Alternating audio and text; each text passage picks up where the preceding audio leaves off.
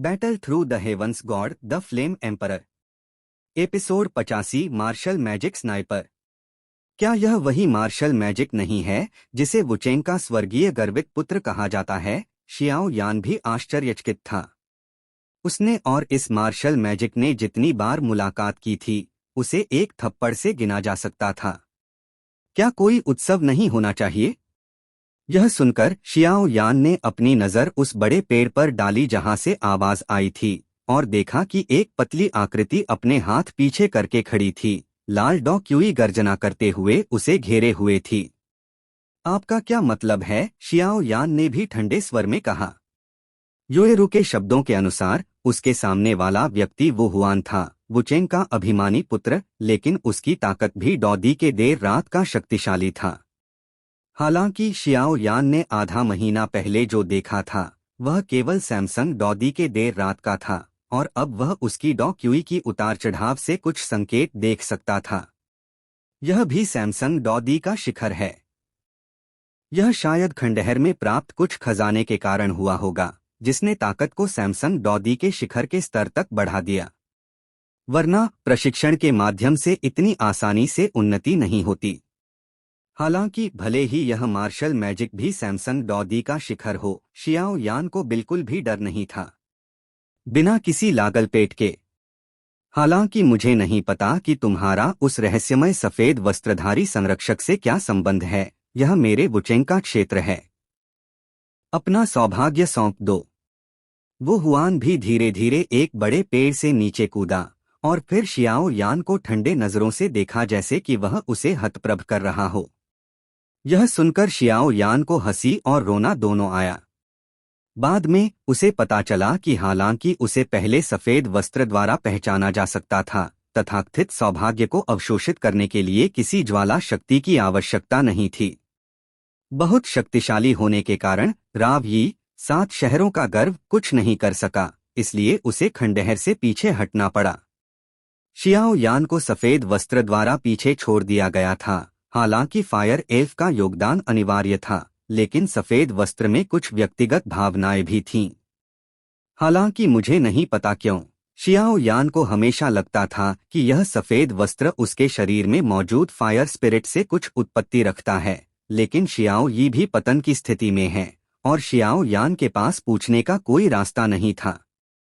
वो हुआन, तुम वास्तव में बकवास कर सकते हो। यह स्पष्ट रूप से डेमोनिक बीस्ट माउंटेन्स है, तो यह तुम्हारे वुचेंग का क्षेत्र कैसे है?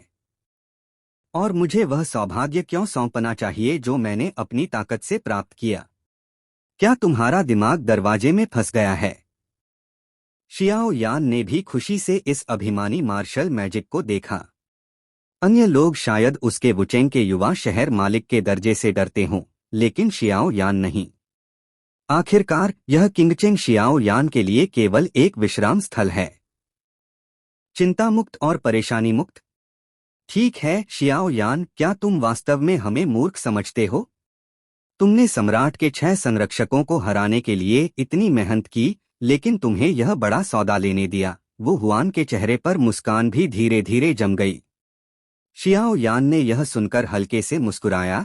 यह पता चला कि यह वुहुआन एक ऐसा व्यक्ति था जो जिद्दी बदला लेता था। चूंकि तुम इसे सौंप नहीं रहे तो बस मर जाओ। डेमोनिक बीस्ट माउंटेन्स की गहराई में दफन होना भी तुम्हारा सही गंतव्य है। चिंता मत करो, मेरे वुहुआन ने इस क्षेत्र को सैकड़ों मील तक खोज लिया है और अब यहाँ तुम और मेरे अलावा कोई और नहीं है। वुहुआन जोर से गर्जना करने से नहीं रोक सका। ओह, शियाओ यान अभी भी थोड़ा चिंतित था। यह जगह वुचेंग के बहुत करीब थी। अगर गलती से वुचेंग के शक्तिशाली को आकर्षित कर लिया तो परेशानी होगी, लेकिन अब वुहुआन को यह कहते सुनकर उसे राहत महसूस हुई। चूंकि तुम्हारा मार्शल मैजिक मुझे मारकर सौभाग्य प्राप्त करना चाहता है, तो देखते हैं कि तुम में वह क्षमता है या नहीं, शियाओ यान ने भी राहत के साथ कहा। चुनौती स्वीकार करो। Fire killing palm. जैसे ही चीख समाप्त हुई, वुहुआन ने अपनी देह दिखाई और कुछ चमक के बाद वह शियाओ यान के सामने पहुंच गया और एक हाथ और एक हथेली से हवा में प्रहार किया। भयानक तेज हवा ने सीधे अंतरिक्ष में गहरे दरारें फाड़ दीं। वो हुआन के सामने से आने वाले इस भयंकर हमले को देखकर शियाओ यान का रंग भी बदल गया। हालांकि इस वो हुआन ने कहा कि उसे सजा दी जाएगी, उसकी ताकत को कम नहीं आंका जाना चाहिए, न ही वुचेंग के युवा शहर मालिक को कम करके आंका जाना चाहिए। यह कहना देर है लेकिन तेज है। इस तरह की भयानक तेज हवा के सामने यह संभव है कि शियाओ यान इसे जबरन झेल ले। यह नहीं कि वह इसका प्रतिरोध नहीं कर सकता, लेकिन यह आवश्यक नहीं है। इस पल में शियाओ यान का शरीर अजीब तरह से मुड़ा और हवा में कई परछाइयां प्रकट हुईं। कई परछाइयां स्पष्ट रूप से सांकियान लेडों के उच्चतम क्षेत्र की अभिव्यक्ति हैं। खतरनाक और जोखिम भरे ढंग से उसने कई तेज हवाओं से बचाव किया और वो हुआन के हमले के बाद उसकी गति भी धीमी हो गई। वो हुआन के भयानक हमले को रोकते हुए शियाओ यान ने अपनी देह को झटका और वो हुआन के माथे को पकड़ लिया। शियाओ यान हमेशा से ऐसा रहा है कि लोग मुझ पर अपराध नहीं करते और मैं अपराध नहीं करता। चूंकि यह मार्शल मैजिक उसे मारने जा रहा है, उसे दया दिखाने की कोई आवश्यकता नहीं है। संयोग से यहाँ कोई और नहीं है। हरामी मरने की तलाश में। इस दृश्य को देखकर वो हुआन का चेहरा गुस्से से भरा था।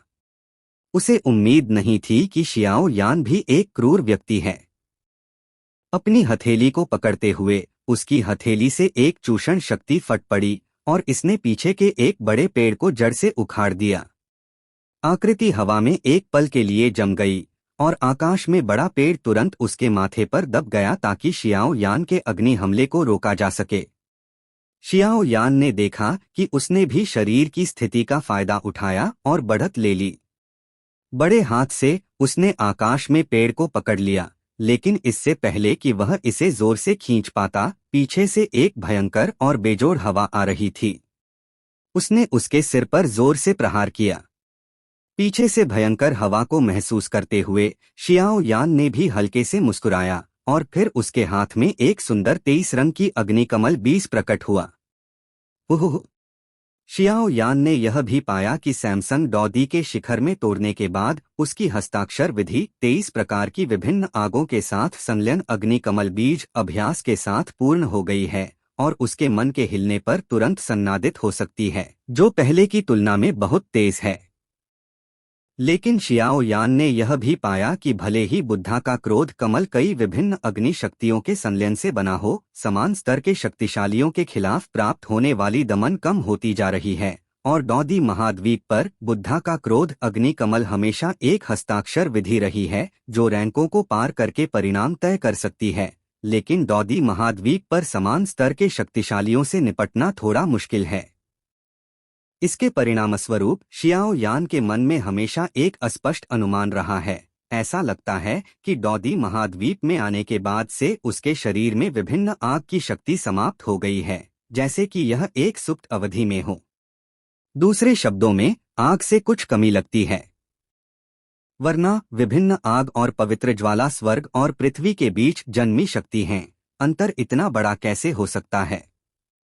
लड़ाई के दौरान विचलित होने का समय नहीं था और फिर उसने अपने हाथ में बुद्धा का क्रोध अग्नि कमल को उठाया और सामने वाले वो हुआन पर क्रूरता से फेंका। शाबू शाबू शाबू!